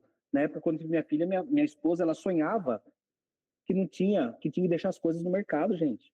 Eu sei o quanto é para jovem advocacia trabalhar e ficar com medo de não pagar o boleto lá no final do mês. Percebem? Eu sei disso. Mas o que acontece? A advocacia tem que se valorizar, porque o cliente que vem buscar de graça é aquele que vai te desvalorizar. Percebe? Eles não respeitam o que está nesse 80%. Aí o que acontece? Você começa a ter um monte de cliente. Mas aqueles que vão te pagar bem, vão te reconhecer e vai te dar um up na advocacia, eles não vão aparecer. Tudo demanda uma questão de mudança de mentalidade e de postura, tá? Vocês podem ver que eu estou falando muito aqui de habeas corpus, mas vamos colocar, em boa parte, tudo isso serve para o processo, porque as pessoas acham que o HC está separado do processo. Não, se você não domina o processo, você não consegue trabalhar muito bem com o HC. Você tem que ter a base, porque esses 80% é onde você tem que trabalhar nos processos. E criar situações conhecendo o processo. Percebem? Vocês estão vendo aonde que entra o advogado estrategista, só que ninguém vê, é no invisível. O invisível, quando eu falo, né, não fiquem imaginando Harry Potter com a capa da invisibilidade. Imaginem, né, no invisível, na questão intelectual, nessa questão mental. Só que os advogados não dão valor, porque se dessem valor ia acabar com a olhadinha. Estão entendendo? E às vezes não percebem o quanto isso é importante. Porque às vezes o advogado ele quer a resposta rápida, ele quer a fórmula mágica. E não é, a advocacia é trabalho duro. E por que eu tenho que pegar pesado com vocês? Nem que vocês me odeiem, porque esse é o futuro. Porque eu sou uma pessoa que eu sou, Tatiana, focada em resultado. Na mentoria, o que acontece? Se eu tenho foco em resultado, eu quero que o meu cliente tenha resultado. E se ele não tiver resultado, eu não tenho resultado. Vocês estão entendendo? Por isso que eu pego pesado. Se você quer ser um advogado, que eu falo de verdade, tem que passar pelo processo. Pense comigo. Se hoje eu não tivesse OAB, mudassem meu nome para João da Silva, vocês acham que em quanto tempo, se eu fosse, por exemplo, Fortaleza, em quanto tempo eu ia me destacar? Eu deixei de ser advogado? A OAB é só uma habilitação, gente. Ele te habilita a peticionar no processo, mas você se torna advogado no caminho. Nesse processo, igual carteira de habilitação. Tá, peguei a habilitação, bom, eu já vou correr lá em Interlagos. Então, você pega a habilitação, você tem muita curva, tem que pegar. Então, o que acontece? Por exemplo, as pessoas vêm até mim, Tatiana, sabe por quê? Não é para saber o que fazer, é o que não fazer. O que não fazer são os meus fracassos. É nesse empilhamento de fracassos que eu cheguei onde eu estou. E qual que é a minha orientação? Viu, gente? Não caiam aqui, não vão por esse caminho. Eu já fui, se ferrei. Estão percebendo? E é o que eu estou dizendo aqui para vocês. Dessa advocacia estratégica. Porque aqui você pode reparar, é você criar raízes, certo? Ó, a partir do momento que você tem aqui, imagine que isso aqui é seu conhecimento, e você foi criando raízes. Depois que você cria raízes, você tem a sua estrutura como advogado. E aí depois você sobe. Percebe? Porque se vocês não têm esse entendimento profundo, esse entendimento do como, quando e porquê, a sua base está frágil. Depois você vai subir e você cai. Mas se você tem estrutura, não. É justamente aquilo lá, né? Vocês já viram? Da pessoa regando, tem pequenininho, mas a raiz está para baixo. E outro lá com a árvore grande, mas não tem raiz. E essa raiz aqui é o processo, é você ter essa prática. E hoje é muito fácil você ter essa prática. Só que as pessoas não conseguem enxergar oportunidades. As pessoas querem, né, facilidades. Mas, né, acho que todo mundo quer, né, quer ter sucesso rápido, mas não é. Tem que passar pelo processo. Porque daqui uns 2 anos, esse que está buscando essa facilidade agora vai ter dificuldade lá na frente. Certo? Agora, é aquela história, né? É igual, por exemplo, o peso da gente. Ah, não, o cigarro, né? Vamos dar um exemplo de cigarro. Não, que nada, besteira. E vai. Até chegar com 60 anos e tá lá com um monte de cano aqui. É mais ou menos o advogado quando chega lá e fala, caramba, eu fui atropelado e nem percebi. É exatamente isso que eu tenho para trazer para vocês.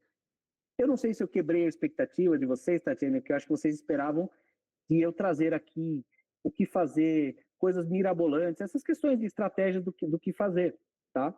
Mas o que acontece? Aquela história, tudo começa na mente.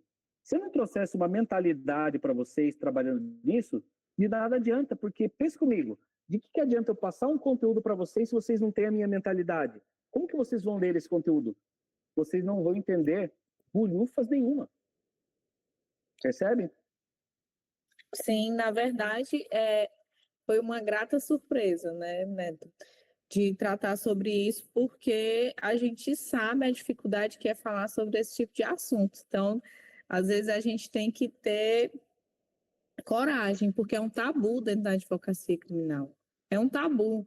Então, às vezes a gente tenta trazer isso, mas os advogados não recebem muito bem essas questões, e os advogados criminalistas, eles têm essa questão ainda arcaica, né, de não entender que a mentalidade é a chave para tudo. E nós também não somos ensinados assim na universidade, na faculdade, né? Então, quando você estava falando sobre essa questão das petições, né, de ser direto, de ser objetivo, de não fazer muita arrudez e não trazer um monte de coisa dentro de uma petição só, eu fui lembrando da faculdade como é que a gente é ensinado a peticionar lá nas disciplinas de práticas jurídicas, né? Então, eles trazem um caso concreto com 1 milhão de coisas para você, até mesmo na UAB, né? Até mesmo para você passar na UAB, eles trazem ali 1 milhão de coisas para você identificar tudo e abordar tudo dentro de uma petição.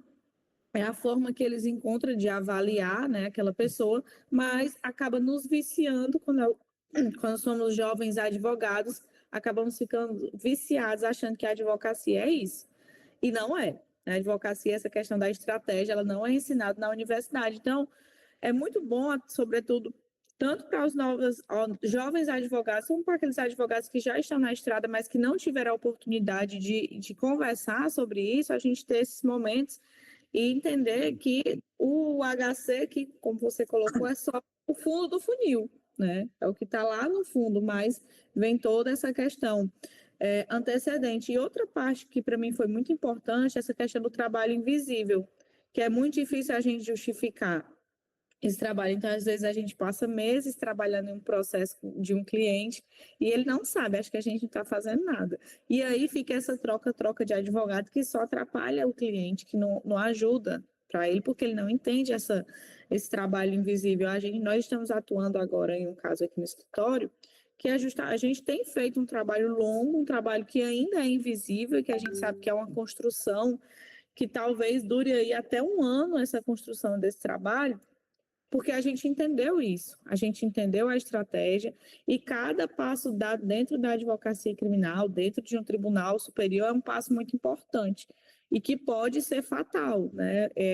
O doutor aprendeu aí já com seus vários habeas corpus impetrados e consegue pessoas como você que já tem essa experiência de erros, né? Vários erros aí na conta, consegue nos trazer essa experiência para que a gente erre menos, né? E não precise aprender com os nossos erros, que a gente teve os erros aí de outras pessoas que estão dispostas a nos ensinar. Então, falar sobre isso é muito importante e eu vejo essa importância tanto para os jovens advogados, tanto para o outro extremo, que são aqueles advogados que já estão ali na estrada há muito tempo, mas que perceberam agora com a nova advocacia que é chegado o momento de mudar, que não dá para ficar para sempre do jeito que sempre foi, porque não está funcionando mais, e tem advogados tem excelentes advogados no mercado, e tem também os maus profissionais, assim como todas as profissões. Então, para mim, foi algo maravilhoso poder falar sobre isso e poder ver que tem pessoas que pensam dessa forma assim, que não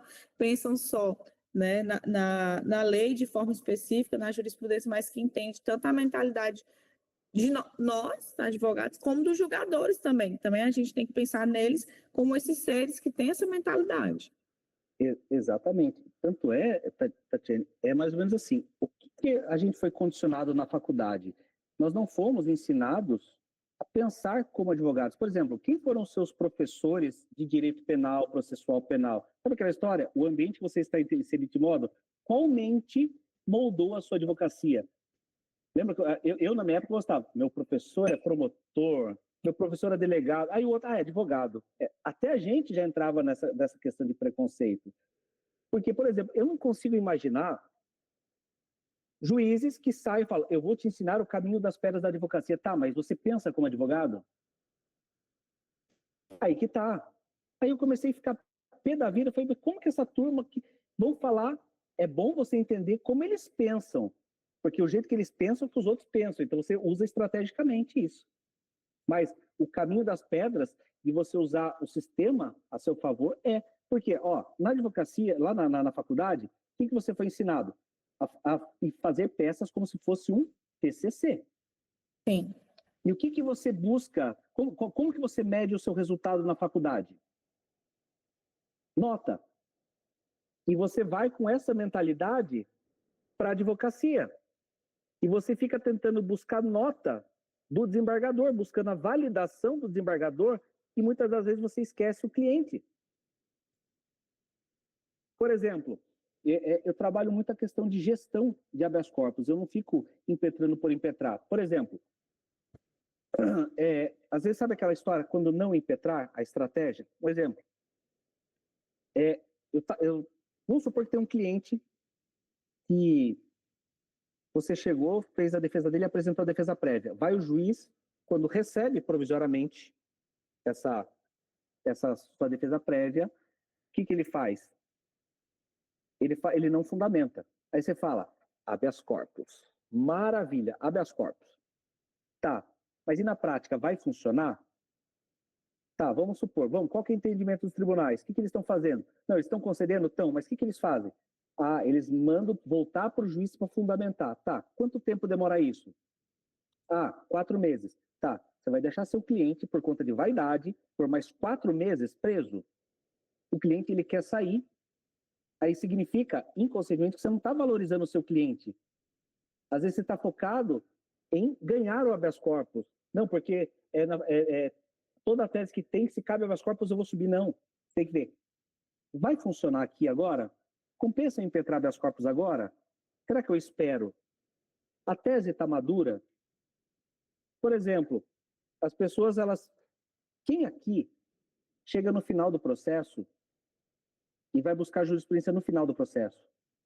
Não, a jurisprudência é antes. Primeiro você tem que entender que linha você vai seguir, e a voz, né, a voz viva do direito é a jurisprudência, é o que eles entendem. Como eles estão decidindo esse caso? Por exemplo, vou dar um exemplo. Guarda municipal. O que eu fazia? Bom, aqui a tese não está madura. Eu vou trabalhar essa tese na audiência de instrução. Eu tive um caso aqui O meu cliente ele foi preso na época que estava dando essas questões de guarda municipal. O que eu fiz? Falei, caramba, eu não consigo provar aqui que aqui não é um local público. E eu sei que é um CDHU. Eu falei assim, se eu impetrar habeas corpus, eu racho minha tese. Sabe aquela, como é que é? Caçador que, como é que é? Tem um ditado que caçador que grita antes da flechada vai para casa com fome. Tem alguma coisa assim. Calma, deixa eu pensar de forma estratégica. Tá, eu vou trabalhar isso na audiência. Tá, o que o STJ ele entende sobre guarda municipal? Ele só pode abordar quando tem relação direta com bens e serviços e instalações municipais. Tá, quando tem algo relacionado ao patrimônio público. Tá, na hora da audiência, o que eu fiz? Isso está tudo bem, tudo bem. Deixa eu fazer uma pergunta para você. Naquele lugar, igual o senhor disse, ó, lá é ponto de tráfico? Não, lá é ponto de tráfico. Mas como que é lá? Lá é um CDHU, tem várias casas, lá é sua casa? Não, doutor, é sua casa. Ah, tá, jóia. Excelência, agradeço, muito obrigado. Acabou. O que eu precisava, tem um livro que eu estava lendo, é o que é essencial. Eu só precisava daquela informação para fechar meu quebra-cabeça. Percebe? Eu usei a audiência de instrução e julgamento. Eu tive um caso de um júri, eu já estava preparando um habeas corpus. O que acontece? Toda vez que eu entro no júri, qualquer coisa que eu faço no processo, minha cabeça ela já está programada para criar habeas corpus. Vou dar um exemplo. Eu estava com um caso de um cliente, um policial militar, que tinha matado um e tentou matar um outro. Foi filmado, era ele, beleza. Foi decretada a prisão preventiva dele. Tentamos habeas corpus, não conseguimos. Eu falei assim, e agora para tirar esse cara? O que eu tive a ideia, com essa ideia, leitura de cenário, buscando soluções. Eu falei assim, sabe aqueles advogados que ficam... Antes eu fazia isso, tá? Tudo que eu tô falando aqui, dessas coisas que eu tô descendo o pau, eu fazia, tá? Eu não posso ser hipócrita e não falar isso, né? E eu não tenho vergonha de falar. Eu não tenho vergonha de pensar, de mudar de pensamento. Eu me divorcio de tese facinho hoje. Eu não tenho apego nenhum. Ah, não serviu? Tchau. Eu sou assim. Eu não fico apegado a teses. Eu vejo o que funciona. E eu pensei comigo, né? Sabe aquelas testemunhas que você coloca para falar bem do réu? Eu falei assim, tá, o que eu vou fazer? Eu vou usar desse caso as testemunhas de acusação para derrubar o decreto de prisão preventiva. Por quê? O promotor colocou oficiais da Polícia Militar para tentar falar mal do réu, para tentar alguma coisa. Eu usei essas testemunhas para derrubar o decreto de prisão preventiva. Como que eu fiz? Eu lembro que o nome dela, uma delas era, eu falei, Larissa, você conhecia o Manuel? Às vezes fala, não, conhecia. Ele era uma boa pessoa? Como que ele era o comportamento? Não, ele era um comportamento bom. Mas eu pergunto isso porque quando foi decretada a prisão preventiva dele, as folhas 182, o juiz, ele disse que ele tinha uma personalidade, né, voltada para o crime. Eu citei lá o que o juiz colocou. Eu falei assim, ele tem esse tipo de personalidade? Não tem não, doutor. Ou seja, eu usei uma prova judicial contra uma decisão que decretou a prisão preventiva. E no final da audiência, eu usei outras testemunhas nesse sentido, aí eu pedi para o juiz para substituir a prisão preventiva e pedir para colocar a tornozeleira, porque não basta só pedir, o juiz tem que estar na cabeça dele o seguinte, eu vou ter que proteger o processo. Então, eu vou pedir a tornozeleira. Eu falei assim, outra coisa, eu coloquei na hora que eu fiz a sustentação, com a tornozeleira, aqui em São Paulo, vai saber exatamente onde ele está. Ou seja, se ele for para um outro local, vai apitar pelo sistema de monitoramento. Ou seja, o caso ele vai estar extremamente protegido e não tem qualquer tipo de perigo ou interferência na prova, até porque a prova já foi feita. Fim das contas, o juiz concedeu o direito de recorrer em liberdade, com tornozeleira. Tanto é que o juiz, ele ficou até constrangido que ele foi conversar depois com a família da vítima, que tinha assistente de acusação, falando que ia soltar. Você já viu isso, Tatiana? Ou seja, foi criação minha. Eu vou testando. É que eu não tenho medo de errar. Eu pego e vou. Deu certo? Deu. Não deu? Paciência. É mais um jeito que eu sei que não vai dar certo. É que eu não tenho esse apego de perfeccionismo, né? Eu fui uma pessoa que sofri bullying na faculdade. Tanto é que eu fico... Gente, eu não tenho hater. Eu torço para ter hater. Porque eu sou acostumado no caos. Então, se o hater falar, me xingar, eu não estou nem aí. Eu tenho problema em receber elogio e dar elogio. Isso eu tenho problema por conta do meu histórico. Mas de hater, podem falar o que for. Igual me chamam lá, eu torço, porque eu quero usar o depoimento do hater a meu favor.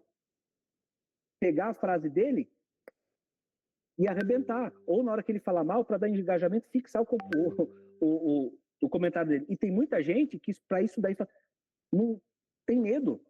Tem medo de crítica. Eu não tenho. Fui criticado minha vida inteira. Mas isso sou eu. Né? Eu fui acostumado na dor. Meu problema é outro. Então, eu vou criando essas estratégias e tem dado muito certo. Por isso que eu vim com essa pegada do advogado estratégico para sair fora do óbvio. Né? Para você achar soluções para o sistema, tentar ajudar e contribuir com o sistema de uma forma prática. Porque a teoria não vai te dar isso. O que vai te dar é o campo de batalha. Porque eu fiquei quantos e quantos anos no campo de batalha e eu vivi a guerra e eu conheço o campo de batalha. Então eu sei onde tem os atalhos. Né? Eu falo porque eu sou da época do Harry Potter. Eu tenho o mapa do Maroto, que eu sei lugares que pessoas não sabem.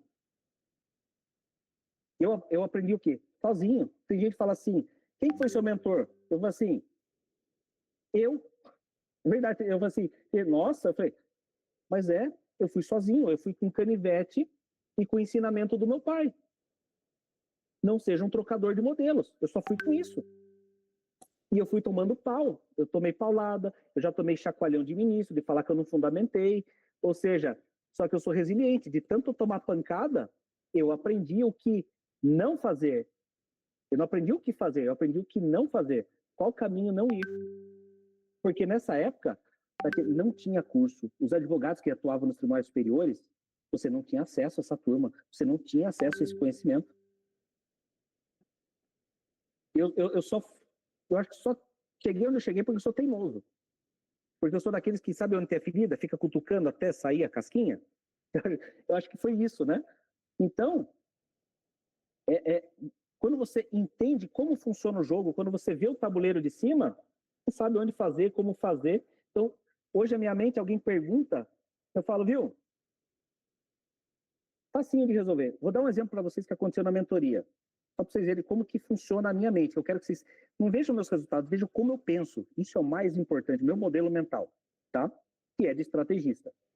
Teve uma menina na mentoria, ela falou assim, doutor, é o seguinte, eu estou com um caso que eu não sei se eu faço habeas corpus substitutivo de revisão criminal ou revisão criminal. Já tem um certo tempo do trânsito julgado. Eu falei assim, mas quem que é o relator por evento? Então, não tem. Só que a gente estava naquela época que se você impetrasse um habeas corpus substitutivo, fizesse uma revisão no novo HC, eles iam dar reiteração. Agora que o STF está fazendo o quê? Não tem problema nenhum. Você pode fazer um RESP e você pode, por exemplo, né, um habeas corpus substitutivo de RESP e um HC. Pode. Vocês sabem desse entendimento? Antes estava podendo. Vamos lá. Você fazia interposição de RESP e mandava um HC. Certo? O STJ começou a boicotar, porque a advocacia está fraca. Agora que o Mendonça foi lá e falou, pode. Então, se eu impetrasse se você impetrar um habeas corpus agora e ele for negado, você vai jogar no escuro. Se você fizer uma revisão criminal e for com o mesmo argumento, o ministro vai cortar a sua revisão criminal. Ela falou assim, mas como que eu vou descobrir a prevenção? Porque eu corro risco de impetrar habeas corpus e queimar minha tese. Eu falei para ela, deixa eu fazer uma pergunta. Tem CORREL nesse processo? Ela falou assim, tem, o processo foi desmembrado. Eu falei, tá bom, vamos lá. Esse réu do CORREL, tem advogado lá? Eu falei, não, a Defensoria Pública. Falei, maravilha, o que você vai fazer? O processo acabou lá? Acabou. Você vai impetrar um habeas corpus para o CORREL, um habeas corpus que não é para ganhar, é só para você revelar a prevenção, porque da hora que você for impetrado o seu, você vai puxar pelo regimento interno. E você não vai queimar o seu habeas corpus. Você vai usar o sistema lá a seu favor, você vai revelar pelo CORREL, só que você não vai prejudicar o CORREL. O processo já acabou, se você impetrar ou não, mas perceba, a solução não é nada óbvia, mas é algo que a gente vai criando, porque aí eu já pego pelo regimento interno, que também é muito importante de você pegar e usar. Então, É aquela história, né? Não sei se alguém aqui já andou de patins, ou serve para qualquer outra coisa. No começo, quando você pega o patins, o que acontece? Começa a cair. Aí depois você já pega mais confiança e você vai andando. Quando você vê, você está dando pirueta. Eu já estou dando pirueta, mas quanto tempo eu já não tomei? Igual vocês. Se vocês pegarem, aplicarem aqui tudo que eu falo, e pegar e passar pelo processo, vocês vão também fazer. Eu não sou ninguém de outro mundo, de nada. Eu sou igual a vocês. Só que eu passei por um processo. Se vocês passarem pelo processo, vocês vão ter os mesmos resultados que eu. É simples assim. Eu não vim de Marte aqui que eu pego. Não, viu? Tudo isso aí é habilidade. O que vocês podem é encurtar esse caminho. Só que a questão da mentalidade, eu repito, ela é de extrema importância. Tanto é, Tatiane, as pessoas não veem essa oportunidade. Elas entram em negação, vê mentalidade, inconscientemente elas rejeitam isso daí. Elas estão rejeitando a oportunidade de sair daquele buraco onde está tendo problema, que não está conseguindo cobrar habeas corpus, não está conseguindo demonstrar valor, e depois fica reclamando da advocacia. São as pessoas que estão na caverna de Platão. Elas não acreditam. Ah, para. Não acredito. É mentira, não. É superar súmula 691. Não. Aí você tem que falar, viu, existe uma nova realidade. Sai da matrix aí da advocacia criminal. Só que tem uns que não querem, né? Às vezes, como é que é? Se você força uma pessoa, você está entregando pérola aos porcos, né? Não num tom pejorativo, mas você está entregando algo que uma pessoa ela não está pronta ainda para poder entender. Então, é mais ou menos isso. Eu acho que isso que eu estou passando para vocês é muito mais importante do que eu trouxesse aqui técnicas de habeas corpus. Vocês não iam ter um aproveitamento. Eu quero que vocês saiam aqui com uma nova mentalidade e que vocês possam ter resultado na advocacia de vocês poderem viajar, vocês desfrutarem da vida e viver efetivamente da advocacia, que dá para viver, mas tem que passar pelo processo, mas tudo é uma questão de renovação da mentalidade. Mas dá. E se vocês começarem a entender, estudar mais essa questão de mentalidade, o que vai acontecer, Tatiane? O advogado vai começar a se valorizar mais. Se ele se valoriza mais, o que começa a atrair? Cliente que valoriza. Percebe? Por exemplo, o advogado que não vê o preço do invisível, significa que ele não valoriza o trabalho dele. Se ele não valoriza o trabalho dele, que tipo de cliente ele vai atrair? E vai ficar naquele looping, naquele ciclo, recebendo quinhentão por mês. Eu falo, é a verdade nua e crua sem anestesia. Assim, eu tô aqui, ó, tô causando aqui. Doa quem doer. Mas é o que eu falo. A verdade pode doer, mas não traumatiza. Eu estou muito obrigada pelas suas palavras aí. Hoje a gente termina essa noite, nessa quinta-feira, com certeza, com um conhecimento muito maior e com a sede de mais conhecimento, né? Não para por aqui. Então, para estão aqui com a gente, muita gente levantando a mão aqui, vou abrir aqui para vocês. Agora eu não estou conseguindo ver aqui. Então, eu vi que foi 2 horas, eu vim preparado para 1 hora, mas eu achei melhor fazer, porque, ó, veja bem, eu estou deixando de estar com meu filho que tem 1 aninho que está andando agora. Eu estou aqui com vocês porque eu quero que vocês absorvam. De alguma coisa vocês saiam totalmente pensando de uma outra forma a partir dessa aula, tá? Então, eu vi aqui que algumas pessoas tinham levantado a mão, mas eu não encontrei mais aqui, não sei se baixaram.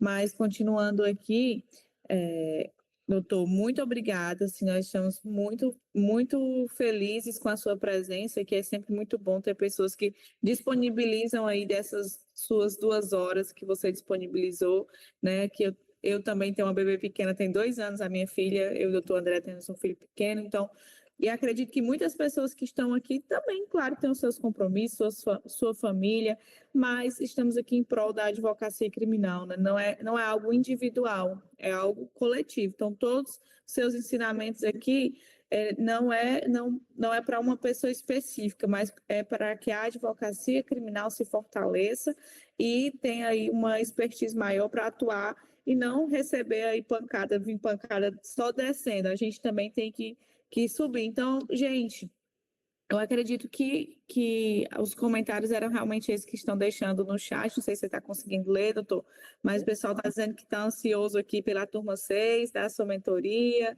né? Agradecendo por você renovar as esperanças aí na advocacia. mestre do HC nos tribunais superiores, dizendo que conversa aqui com o Galberto. Então, assim, o pessoal gostaram muito, viu? As expectativas foram alcançadas. Então, todo mundo aqui já ansioso pela sua mentoria. Eu vejo que já tem pessoas aqui que já são seus alunos. Então, doutor, mais uma vez agradeço. Pergunto se o doutor Samir e o doutor André têm algo a falar, mas eu vou encerrando por aqui e dizer que a gente já está ansioso pelo próximo momento. Vamos marcar aí um outro momento depois, se você tiver disponibilidade. Sim, é aquela questão, Tatiana, é propósito. Eu tenho uma palavra que eu carrego muito, propósito. O doutor André vai falar? E o doutor, só elogio e satisfação. Eu lembro também do doutor lá em São Paulo conosco, lá no Papo Criminalista, eu lembro. Eu só elogios e parabéns pela aula ministrada, por vários ensinamentos. Às vezes a gente tenta pecar, principalmente no habeas corpus. Eu cansei de tentar, porque quando a gente começa a advogar na advocacia criminal, a gente também repassa as informações do que vai ser feito em sede de habeas corpus, quer queira ou quer seja, em habeas corpus ou em pedidos de liberdade, e o cliente sempre questiona em questão de ser a única tese. Então, a gente consegue explicar para ele, demonstrar que há uma probabilidade de ganho maior, até porque o nosso habeas corpus ali é 5, 6 páginas, no máximo, quando envolve só uma tese. Então, é uma falsa impressão e realmente você jogar todas essas teses. Então, dá manejo principalmente para o julgador e descartar de primeira as possibilidades de um possível ganho lá na frente.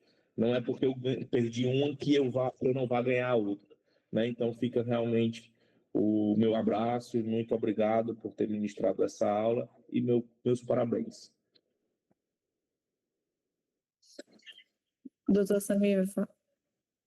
Não, só para renovar aí os votos já feitos pelo doutor Tatiane, pelo doutor André, realmente uma grande satisfação, doutor. Eu já lhe acompanho há algum tempo das redes sociais, assim, e realmente hoje, inclusive, só aumentou a minha admiração pela abordagem fora da curva, né, que você trouxe, inclusive com situações práticas, e eu acho que isso, como até um colega colocou no chat, renova as esperanças da advocacia, mostra que ao contrário do que muitas vezes se diz, a advocacia não está saturada, né? Está saturada de gente mediana, mas daquelas pessoas que estão dispostas a fazer a diferença, e eu acredito que, inclusive, quem está aqui às 9 horas da noite de uma quinta-feira está disposto a querer fazer a diferença, então existe um mar aberto, um mar azul aí para a advocacia navegar, e eu fico muito feliz de encontros como esse, que certamente proporcionam isso. Então, fica aqui o meu abraço e as minhas considerações.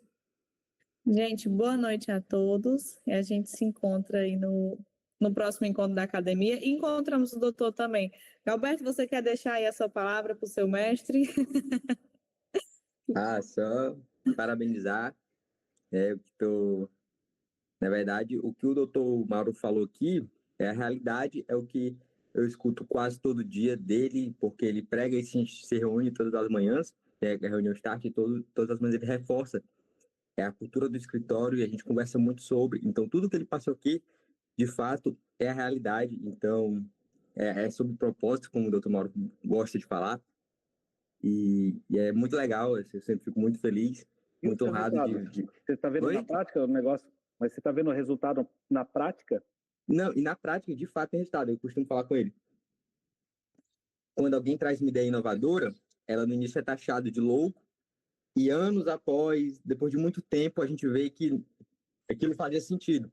E é engraçado como, né, eu que estou de muito perto, eu já vejo o resultado, de fato tem resultado, como ele falou, de alguns casos que a gente teve no escritório, e o que ele fala realmente faz sentido, porque é a verdade.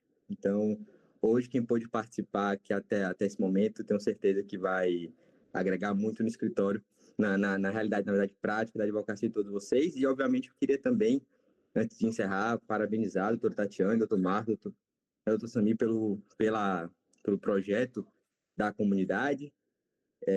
Excelente trabalho de vocês. Eu queria poder acompanhar mais vezes, e eu vou acompanhar, fica essa promessa. Eu Mas eu tenho uma filha pequena que você está até ouvindo de fundo, tá me chamando, de 1 ano também. E eu tenho uma comunidade, que é uma parte, e até na minha comunidade, às vezes, eu falto. Eu estou nessa luta de conciliar, mas eu queria muito parabenizar já há muito tempo, porque apesar de não conseguir assistir às reuniões, desde o início eu acompanho tanto pelo Instagram quanto aqui no WhatsApp e vejo, por mais que de longe, o trabalho belíssimo que vocês estão fazendo. Então, parabéns. Oh, muito obrigada, fico muito feliz mesmo, de verdade. Gente, boa noite, obrigada a todas. E agora vamos aplicar aí o que a gente já está aprendendo